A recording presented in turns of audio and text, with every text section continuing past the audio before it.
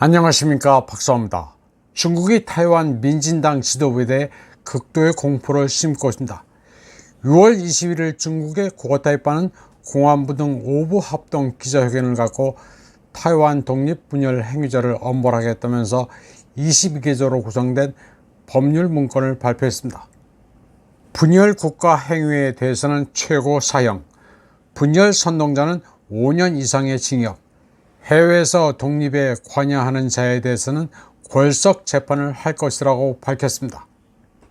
중국 사회과학원 타이완 연구소 연구원 천구이칭은 타이완 독립분열 집단 가운데 지위가 높은 분자들은 국가와 인민의 위해를 가하는 것으로 규정해 사형에 처하기로 했다고 해석합니다. 중국 측은 타이완 독립 완고 분자에 대해서는 골석 재판을 한 뒤 종신에 걸쳐 책임을 묻겠다고 했습니다. 타이완 독립 완고 분자는 어디로 도망가든 끝까지 추적할 것이며 그들을 노리는 법률의 칼은 늘 높은 데 걸려 있을 것이라고 공안부는 말했습니다.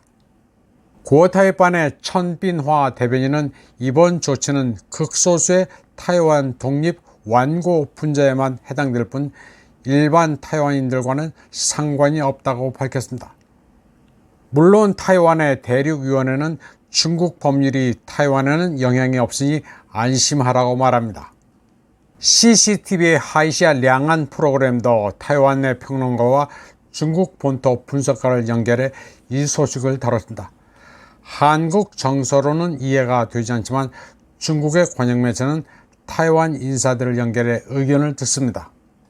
참고로 이 여성 진행자는 이름이 리홍입니다. 지린시 출신인데 전형적인 동북 미인입니다. 중국이 사형에 처한다는 타이완 완고 분자의 명단은 발표되지 않았습니다. 그러나 타이완 매체들은 대략 그 대상이 이 사람들일 것이라고 보도하고 있습니다. 부총통 샤오비킴, 국방부장 꾸리숑, 국가안전국장으로 전 외교부장이었던 우자오셰 등입니다. 모두 친미파 내지 친일 인사들입니다. 물론 이 명단에는 없기는 하지만 라이칭더 총통도 대상입니다. 민진당 정권에서는 라이칭더 총통이 군의관 경력이 있을 뿐 모두 군대 경험이 없습니다. 게다가 자식들은 다 미국에 유학 중입니다. 미국의 생활 여건을 만들어 놓고 언제든 도피할 준비가 되어 있는 사람들입니다. 이런 가운데 타이완 부총통 샤오비킴은 영국 런던에서 열린 싱크탱크 채텀하우스 주최 행사에 화상으로 참여했습니다. 그녀는 중국의 침공에 대비해 타이완은 우크라이나군이 러시아군을 상대로 사용하는 전술을 연구하고 있다고 말했습니다. 샤오비킴은 타이완이 군사 지휘 구조를 개혁하고 분권화해야 한다고 주장했습니다. 소규모 전투가 벌어지고 있는 우크라이나 전쟁 상황에서 적극적으로 배우고 있으며 군대가 분권화되면 민첩하고 적응력이 있다고 말했습니다. 그녀는 중국의 예상되는 공격에 대비해 여러 조치를 취하고 있다고 말했습니다.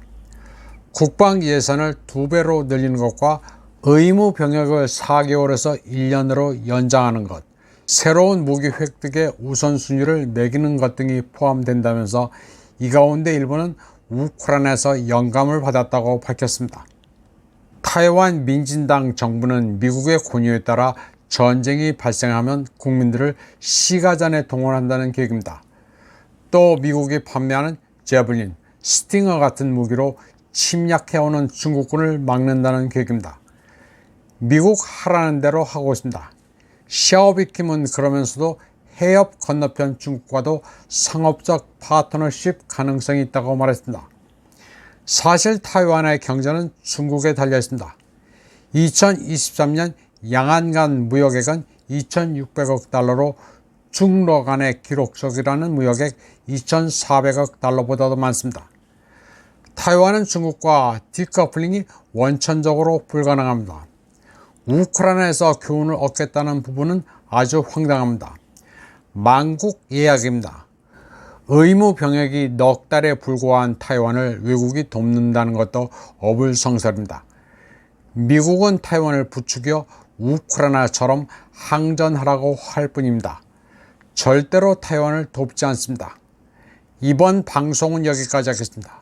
시청해주신 여러분 감사합니다.